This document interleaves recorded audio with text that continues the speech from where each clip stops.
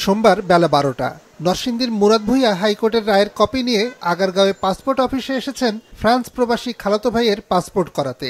3 বছর আগে হাইকোর্ট রায় দিয়েছিল বয়স সংশোধন করে পাসপোর্ট দিতে। গত 3 বছর ঘুরেও খালাতো ভাইয়ের পাসপোর্ট করাতে পারছেন না। বাবা থেকে ছেলে বয়স মাত্র 1 বছর 6 বছর বেশ কম, সেই জন্য এটা সংশোধনের জন্য দিছে। কোর্টে আয় দিছে, কোর্টে আয় যদি অমান্য করে তাহলে আমরা কোথায় যাব? এর আগে সকাল 10টায় পাসপোর্ট অধিদপ্তর পরিদর্শনে আসেন স্বরাষ্ট্র উপদেষ্টা। তার আগমন উপলক্ষে পুরো এলাকার চেহারা পাল্টে যায়। ভেতরে তিনি বিভিন্ন ফ্লোর ঘুরে দেখেন, কথা বলেন সেবা গ্রহীতাদের সাথে। উপদেষ্টা সেখান থেকে যান মহাপরিচালকের ফ্লোরে। তার চলে যাওয়ার পর পাল্টে যায় সেখানকার চেহারা। দেখা যায় বিদেশিদের ভিসার মেয়াদ বাড়ানোর ক্ষেত্রে ফের সক্রিয় হয়ে উঠেছে দালাল চক্র।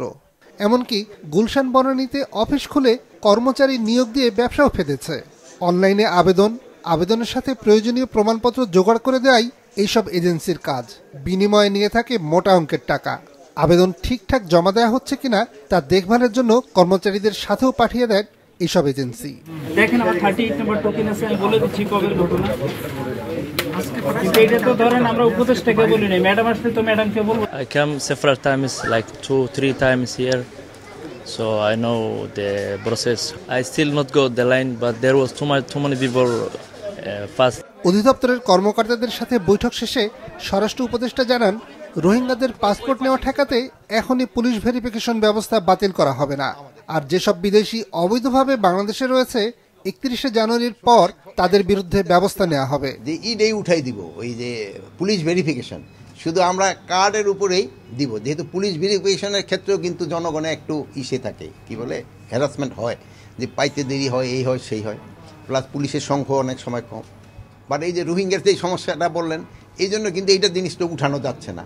স্বরাষ্ট্র উপদেষ্টা চলে যাওয়ার পর বাইরের রাস্তায় কথা হয় বরিশালের রাব্বির সাথে।